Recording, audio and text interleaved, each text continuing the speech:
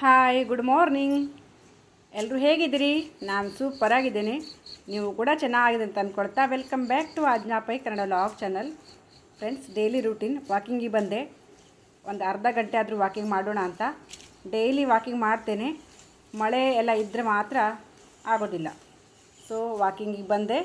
ನಾನು lucky person ಅಂತ ಹೇಳ್ಬೋದು. ಯಾಕಂದರೆ ವಾಕಿಂಗ್ ಮಾಡಲಿಕ್ಕೆ ನಾನು ಬೇರೆ ಎಲ್ಲೂ ಹೋಗಬೇಕಾಗಿಲ್ಲ. ನಮ್ಮ ಓಣಿಯಲ್ಲೇ ಬೇಕಾದಷ್ಟು ಸ್ಪೇಸ್ ಇದೆ ವಾಕಿಂಗ್ ಮಾಡಲಿಕ್ಕೆ. ಇದು ನಾಗರ ದೇವಸ್ಥಾನ. ಡೈಲಿ ಇಲ್ಲಿ ಒಂದು ನಮಸ್ಕಾರ ಮಾಡಿ ಮುಂದೆ ಹೋಗೋದು.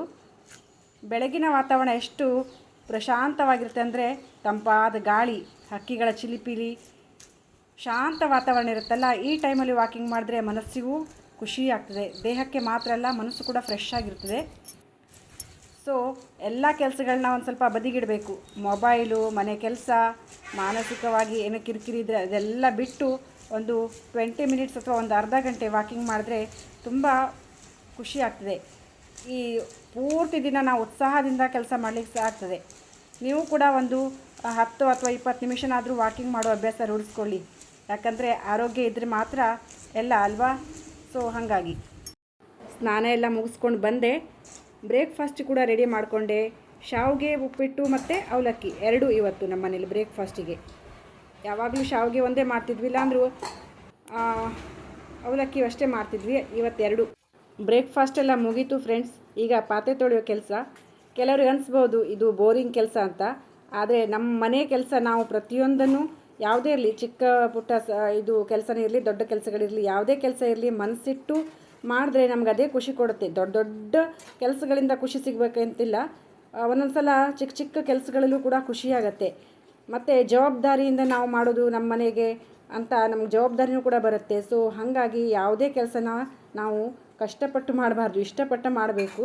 ಸೊ ನಂಗೆ ಒಂದಿನಾನು ಪಾತ್ರೆ ತೊಳೆದು ಬೋರಿಂಗ್ ಅಂತ ಅನಿಸ್ಲಿಲ್ಲ. ಒಂದೊಂದು ಸಲ ಬಟ್ಟೆ ಒಗೆಯೋದ್ರಿಂದ ಬೋರ್ ಅನಿಸ್ಬೋದು, ಬಟ್ ಪಾತ್ರೆ ಎಷ್ಟು ಬೇಕಿದ್ರೂ ತೊಳಿತೇನೆ ನಾನು, ಹಾಗೇನಿಲ್ಲ. ಸೊ ನಾವೇನು ಅಂದ್ಕೊಳ್ತೀವಿ ಆ ಥರ ಮನಸ್ಸು ನಮಗೆ ಖುಷಿನೂ ಕೊಡುತ್ತೆ, ಬೇಜಾರು ಕೊಡುತ್ತೆ. ಸೊ ಹಾಗಾಗಿ ಯಾವುದೇ ಕೆಲಸ ಇರಲಿ, ಜವಾಬ್ದಾರಿಯಿಂದ ಪ್ರೀತಿಯಿಂದ ಮಾಡಿದ್ರೆ ಯಾವ ಕೆಲಸನೂ ದೊಡ್ಡದಲ್ಲ ಅನಿಸುತ್ತೆ. ಏನಂತೀರಿ ಫ್ರೆಂಡ್ಸ್? ಈಗ ಪಾತ್ರೆ ತೊಳೆದು ಮುಂದಿನ ಕೆಲಸ ನೋಡೋಣ. ನಂದು ಒಂದು ಕೆಲಸ ಆದರೆ ನಮ್ಮ ಅತ್ತೆದು ಒಂದು ಕೆಲಸ. ಅವ್ರ ಕೆಲಸಕ್ಕೆ ಸ್ಟಾರ್ಟ್ ಮಾಡಿದ್ರು, ತರಕಾರಿ ಎಲ್ಲ ಹೆಚ್ಕೊಡೋದು. ಹಾಯ್ ಫ್ರೆಂಡ್ಸ್, ಈಗ ಕಿಚನಿಗೆ ಬಂದೆ. 11 ಗಂಟೆ ಆಗ್ಲಿಕ್ಕೆ ಬಂತು. ಇವತ್ತು ಮಸಾಲೆಗೆ ಮಾಡೋಕ್ಕಿಂತ ಮೊದಲು ಕುಚ್ಚಲಕ್ಕಿ ಅನ್ನಕ್ಕೆ ಇಟ್ಕೊಳ್ತೇನೆ. ಲೇಟ್ ಆಗ್ತದೆ, ಇವತ್ತು ಸ್ವಲ್ಪ ಲೇಟೇ ಆಯಿತು. ಇವತ್ತು ನಮ್ಮನೇಲಿ ಸಾರು ಅಂದರೆ ಬಸಳೆ ಸಾರು. ಬಸಳೆ ತರಕಾರಿಗಳನ್ನೆಲ್ಲ ನಮ್ಮ ಅತ್ತೆ ಕಟ್ ಮಾಡಿಟ್ಟು ನಮ್ಮ ಭಾವನವ್ರ ಮನೆಗೆ ಹೋಗಿದ್ದಾರೆ ಮಾತಾಡ್ಕೊಂಡು ಬರಲಿಕ್ಕೆ. ಸೊ ಇದಕ್ಕೆ ಪಪ್ಪಾಯಿ ಇದ್ದರೆ ತುಂಬ ಚೆನ್ನಾಗಿರ್ತಿತ್ತು. ಪಪ್ಪಾಯಿ ಇಲ್ಲ, ಅಂಗಡಿ ಹತ್ರ ಕೇಳ್ಕೊಂಡು ಬಂದೇ, ಇಲ್ಲ ಅಂದರು. ಸೊ ಸ್ವಲ್ಪ ಇದೆ ಬಸಳೆ, ನಾವು ಮಾರ್ಕೆಟಿಂದ ತಂದಿದ್ದಲ್ಲ, ಹಾಗಾಗಿ ಸ್ವಲ್ಪನೇ ಇದೆ. ಮತ್ತು ಇವತ್ತು ಆಲೂಗಡ್ಡೆ ಪಲ್ಯ, ನಾವು ತಳಸಣೆ ಅಂತೇವೆ ಇದಕ್ಕೆ. ಆಲೂಗಡ್ಡೆ ಪಲ್ಯ ಇಷ್ಟೇ ಇವತ್ತು ಸಿಂಪಲಾಗಿ ಊಟಕ್ಕೆ ರೆಡಿ ಮಾಡೋದೀಗ. ಒಂದೊಂದು ಕೆಲಸ ಮಾಡ್ಕೊಳ್ಳೋಣ. ಫಸ್ಟಿಗೆ ಅನ್ನಕ್ಕೆ ಇಡ್ತೇನೆ, ಕುಚ್ಚಲಕ್ಕಿ ಅನ್ನಕ್ಕೆ. ಈಗ ಬೇಗ ಬೇಗ ಅನ್ನಕ್ಕೆ ಇಟ್ಕೊಳ್ತೀನಿ. ಕುಚ್ಚಲಕ್ಕಿ ಅನ್ನ ಅಲ್ಲ, ಅದು ಸ್ವಲ್ಪ ಬೇಯಲಿಕ್ಕೆ ಲೇಟ್ ಆಗುತ್ತೆ. ಸೊ ಹಾಗಾಗಿ ಈ ಕುಚ್ಚಲಕ್ಕಿ 2-3 ಸಲ ತೊಳಿಬೇಕು. ಸ್ವಚ್ಛವಾದ ನೀರು ಬರೋವರೆಗೂ ತೊಳಿತೇನೆ ನಾನು. ಯಾಕಂದರೆ ಅದರಲ್ಲಿ ಧೂಳು ಮತ್ತು ಸಣ್ಣ ಸಣ್ಣ ಕಣಗಳೆಲ್ಲ ಇರ್ತದಲ್ಲ, ಹಾಗಾಗಿ ಒಂದು 2-3 ಸಲ ಚೆನ್ನಾಗಿ ತೊಳಿತೇನೆ. ಕುಕ್ಕರಲ್ಲೇ ಮಾಡ್ಕೊಳ್ಳೋದು. ಕುಕ್ಕರಲ್ಲಿ ಅಂದರೆ ಬೇಯಿಸ್ಕೊಂಡು ಆಮೇಲೆ ಬಾಗಿಸ್ಕೊಂಡು ಮಾಡ್ತೇನೆ. ಒಬ್ಬೊಬ್ಬರು ಒಂದೊಂದು ರೀತಿ ಅನ್ನ ಮಾಡ್ತಾರೆ. ನಾನು ಬಾಗಿಸ್ಕೊಂಡೇ ಮಾಡೋದ್ರಿಂದ ಈ ಕುಚ್ಚಲಕ್ಕಿ ಆದರೂ ಬಿಡಿ ಬಿಡಿಯಾಗಿರ್ತದೆ. ಅದು ಅನ್ನದ ಅಗಳು ಎಲ್ಲ ಬಿಡಿ ಬಿಡಿಯಾಗಿರ್ತದೆ, ಮುದ್ದೆ ಮುದ್ದೆ ಆಗೋದಿಲ್ಲ ಬಾಗಿಸ್ಕೊಂಡು ಮಾಡೋದಲ್ಲ. ಸೊ ಹಾಗಾಗಿ ಈಗ ಕುಕ್ಕರಲ್ಲಿ ಇಟ್ಕೊಂಡು ಮುಂದಿನ ಅಡುಗೆ ಕೆಲಸಕ್ಕೆ ಹೋಗೋಣ ಫ್ರೆಂಡ್ಸ್.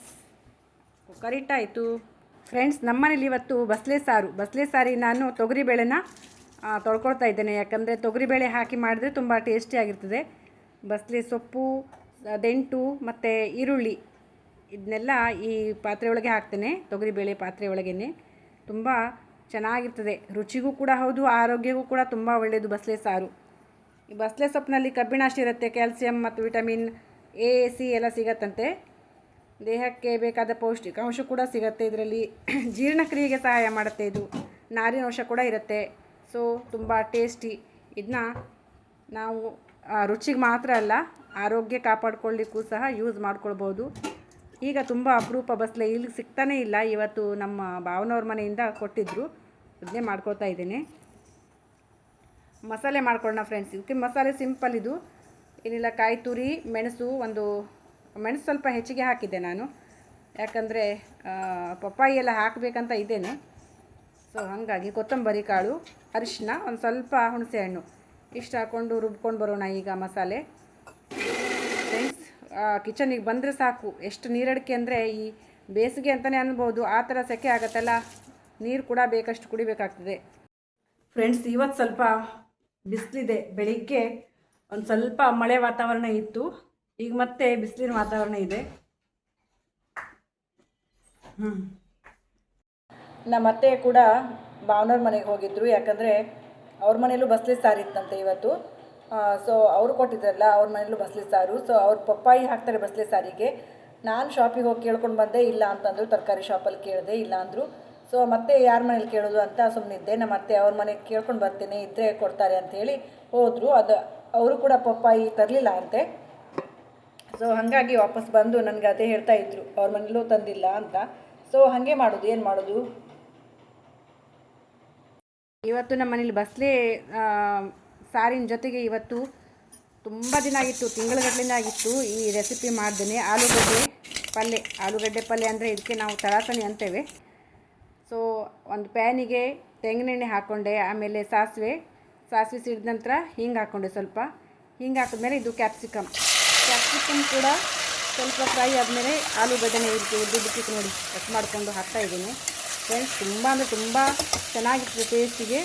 ಮಕ್ಕಳೆಲ್ಲ ತಿಂದೇ ಇದ್ದರೆ ಫ್ರೆಂಚ್ ಫ್ರೈಸ್ ಅಂತ ಹೇಳಿ ಕೊಡ್ಬೋದು ಅವರಿಗೆ, ಫ್ರೆಂಚ್ ಫ್ರೈಸ್. ಫ್ರೆಂಡ್ಸ್, ಏನು ಗೊತ್ತಾ, ನಾನು ಬಸ್ಲೆ ಎಲ್ಲ ಇಟ್ಟು ಕುಕ್ಕರ್ ಇಟ್ಟಿದ್ನಲ್ಲ, ನನಗೆ ಹಲಸಿನ ಬೀಜ ಕುಕ್ಕರಲ್ಲಿ ಹಾಕ್ಲಿಕ್ಕೆ ನೆನಪೇ ಇಲ್ಲ. ಇದು ನೋಡಿ, ಹಲಸಿನ ಬೀಜ ತೊಳೆದು ಇಟ್ಟಿದ್ದೇನೆ ಸೈಡಿಗೆ, ಆದರೆ ಅದನ್ನ ಕುಕ್ಕರಲ್ಲಿ ಹಾಕ್ಲಿಕ್ಕೆ ನೆನಪೇ ಇಲ್ಲ. ಒಂದು 2 ವಿಸಿಲ್ ಆದ ನಂತರ ಮತ್ತೆ ನೆನಪಾಯಿತು. ಈಗ ಅದಕ್ಕೆ 3 ವಿಸಿಲ್ ಕೂಗಿಸ್ಕೊಂಡೆ. ಸ್ವಲ್ಪ ಹೊತ್ತು ಬಿಟ್ಟು ಈಗ ಕುಕ್ಕರ್ ಆರಿದ ನಂತರ ಮತ್ತೆ ಈ ಹಲಸಿನ ಬೀಜ ಹಾಕ್ಕೊಂಡು ಒಂದು 2 ವಿಸಿಲ್ ಕೂಗಿಸ್ಕೊಳ್ತೇನೆ. ಎಂಥ ಮರೆವು ಅಂದರೆ ಪಕ್ಕದಲ್ಲೇ ಇದೆ ಹಲಸಿನ ಬೀಜ, ಆದರೂ ನನಗೆ ಹಾಕ್ಲಿಕ್ಕೆ ನೆನಪೇ ಇಲ್ಲ. ಸೊ ಈಗ ಮತ್ತೆ ಹಾಕಬೇಕು. ಈ ಹಲಸಿನ ಬೀಜ ಹಾಕಿದ್ರೆ ತುಂಬ ಚೆನ್ನಾಗಿರ್ತದೆ ಬಸ್ಲೆ ಸಾರಿಗೆ.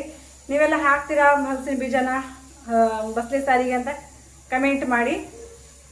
ಪಪ್ಪಾಯಿ ಹಾಕಿದ್ರೆ ಚೆನ್ನಾಗಿರ್ತಿತ್ತು. ಪಪ್ಪಾಯಿ ನಮ್ಮ ಭಾವನವ್ರ ಮನೆಗೆ ಹೋಗಿ ಕೇಳ್ಕೊಂಡು ಬಂದರು, ನಮ್ಮ ಅತ್ತೆ ಅಲ್ಲೂ ತಗೊಂಡು ಬಂದಿಲ್ಲ ಅಂತೆ. ಸೊ ಇವತ್ತು ಪಪ್ಪಾಯಿ ಹಾಕ್ದೇನೆ ಬಸ್ಲೆ ಸಾರು ಹಲಸಿನ ಬೀಜ ಹಾಕಿ.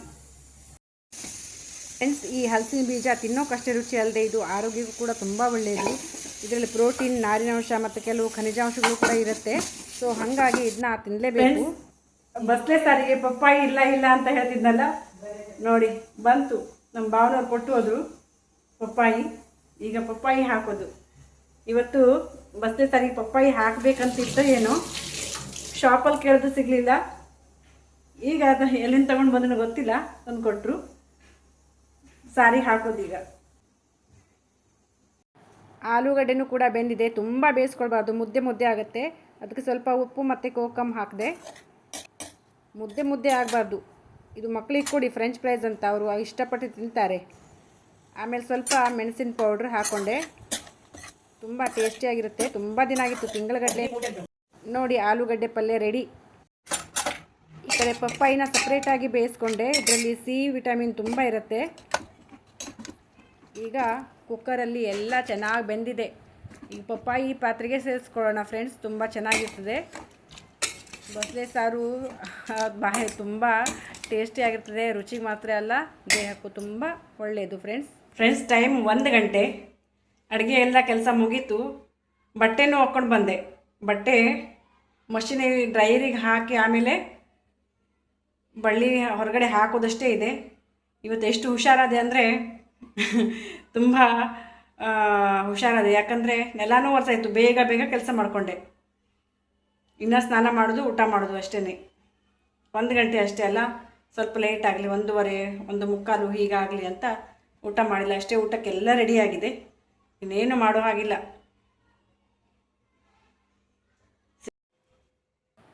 ಈಗ ಸಲಾಡ್ ತಿನ್ನೋ ಟೈಮ್ ಇತ್ತು, ಆದರೆ ಸಲಾಡಿಗೆ ನಾನು ಏನೂ ಮಾಡ್ಕೊಂಡಿಲ್ಲ. ಸೊ ಹಾಗಾಗಿ ಒಂದು ಅರ್ಧ ಸೌತೆಕಾಯಿ ಇತ್ತು, ಅರ್ಧ ಸೌತೆಕಾಯಿ ಮತ್ತು 1 ಬಾಳೆಹಣ್ಣು ತಿಂತಾಯಿದ್ದೇನೆ.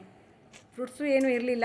ಇವತ್ತು ತೊಗೊಂಡು ಬರಬೇಕು ಶಾಪಿಂದ. ನಮ್ಮ ಶಾಪಲ್ಲೇ ಸಿಗುತ್ತೆ ಹೌದು, ಆದರೆ ಅಲ್ಲಿಂದ ತರೋದೇ ಬೇಜಾರು. ನನಗೆ ನೆನಪೇ ಇರೋದಿಲ್ಲ. ಒಂದೊಂದ್ಸಲ ನನ್ನ ಹಸ್ಬೆಂಡ್ ತೊಗೊಂಡು ಬರ್ತಾರೆ, ಅವರಿಗೂ ನೆನಪಿರಲಿಲ್ಲ ಈಗ. ಸೊ ಹಾಗಾಗಿ ಫ್ರೂಟ್ಸು ಕೂಡ ಏನೂ ಇರಲಿಲ್ಲ, ವೆಜಿಟೇಬಲ್ಸ್ ಕೂಡ ಇತ್ತು, ಕ್ಯಾರೆಟ್ ಎಲ್ಲ ಇತ್ತು, ಆದರೆ ಈಗ ಬೇಡ ಅಂತ ನಾನು ಅರ್ಧ ಸೌತೆಕಾಯಿ ಇತ್ತು ಅದನ್ನೇ ತಿಂತಾಯಿದ್ದೇನೆ.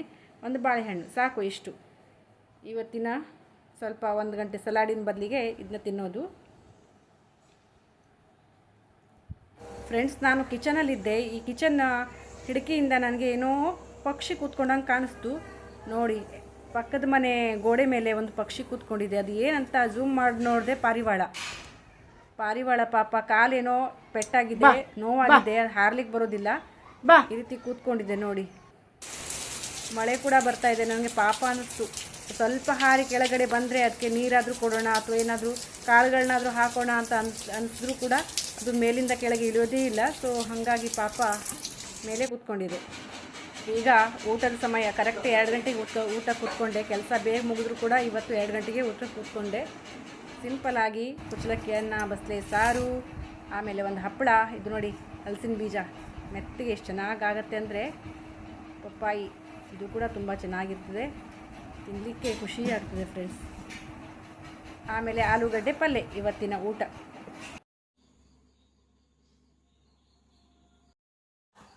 ರಾತ್ರಿ ಊಟಕ್ಕೆ ಚಪಾತಿ ಮಾಡಿಕೊಂಡೆ. ಚಪಾತಿ ಶೇಪ್ ನೋಡಿ, ಇದು ಅಮೀಬಾ ಥರ ಆಗಿದೆ ಅಲ್ಲ. ಒಂದೊಂದು ಸಲ ಕರೆಕ್ಟ್ ಆಗುತ್ತೆ, ರೌಂಡ್ ಆಗುತ್ತೆ, ಒಂದೊಂದು ಸಲ ಈ ರೀತಿ ಆಗುತ್ತೆ. ಅದು ಇರಲಿ, ಹೇಗೋ ನಾವೇ ತಿನ್ನೋದಲ್ಲ ಅಂತ ಸ್ವಲ್ಪ ಇಂಟ್ರೆಸ್ಟ್ ಕೊಟ್ಟು ಚಪಾತಿ ಮಾಡಿದ್ರೆ ಕರೆಕ್ಟ್ ಆಗಿತ್ತು. ಅದನ್ನು ನಾನು ಇರಲಿ ಹೇಗಾದರೂ ಆಗಲಿ ಅಂತ ಮಾಡಿದೆ. ಮತ್ತು ಹಿಟ್ಟು ತೆಳ್ಳಗಾಗಿತ್ತು, ಸ್ವಲ್ಪ ಕಲಸಿದ್ದು. ಸ್ವಲ್ಪ ಗಟ್ಟಿಯಾಗಿದ್ದರೆ ಕರೆಕ್ಟ್ ಆಗ್ತಿತ್ತು. ಸ್ವಲ್ಪ ತೆಳ್ಳಗಾಯಿತು. ಸ್ವಲ್ಪ ಹಿಟ್ಟು ಹಾಕಿ ಮತ್ತೆ ಕಲಿಸ್ಕೊಂಡೆ, ಆದರೂ ಸ್ವಲ್ಪ ಮೆತ್ತಗೆ ಆಯ್ತದು. ಈಗ ಚಪಾತಿ ಬೇಯಿಸ್ಕೊಂಡು ಬಾರಿಸೋದು. ಚಪಾತಿ ತಿಂದು ಆಮೇಲೆ ಸಿಗ್ತೇನೆ. ಬನ್ನಿ ಚಪಾತಿ ತಿನ್ನೋಣ.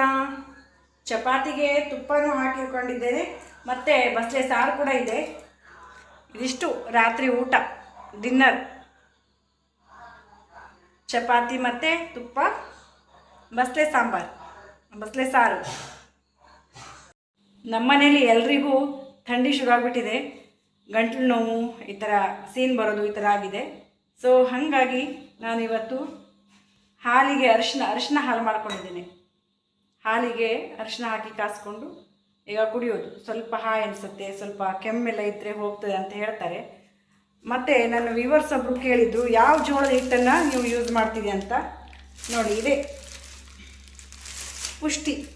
ಪುಷ್ಟಿ ಜೋಳದ ಹಿಟ್ಟು, ಇದನ್ನೇ ಯೂಸ್ ಮಾಡೋದು. ನೋಡಿ, ನಾನು ಹೆಚ್ಚಿನದಾಗಿ ಗಿರಣಿಯಲ್ಲೇ ಮಾಡಿರುವಂತಹ ಹಿಟ್ಟನ್ನು ತೊಗೊಂಡು ಬರೋದು. ನಮ್ಮೂರಲ್ಲೇ ನಮ್ಮ ಪರಿಚಯದವರು ಒಬ್ಬರು ಇದ್ದಾರೆ, ಅವ್ರ ಗಿರಣಿ ಇದೆ, ಅಲ್ಲಿಂದ ತರೋದು. ಅರ್ಜೆಂಟಲ್ಲಿ ಮಾತ್ರ ಈ ಪ್ಯಾಕೆಟ್ ಹಿಟ್ಟನ್ನು ತರೋದು. ವ್ಲಾಗ್ ನೋಡಿದ್ರೆ ಗೊತ್ತಾಗುತ್ತೆ ವ್ಯೂವರ್ಸಿಗೆ. ಅವರು 50 ಕೇಳ್ತಾ ಇದ್ರು, ಯಾವ ಜೋಳದ ಹಿಟ್ಟು ನೀವು ಯೂಸ್ ಮಾಡ್ತೀರಿ ಅಂತ. ಪುಷ್ಟಿ ಜೋಳದ ಹಿಟ್ಟು ಅಷ್ಟೇ. ಬಾಯ್, ಗುಡ್ ನೈಟ್.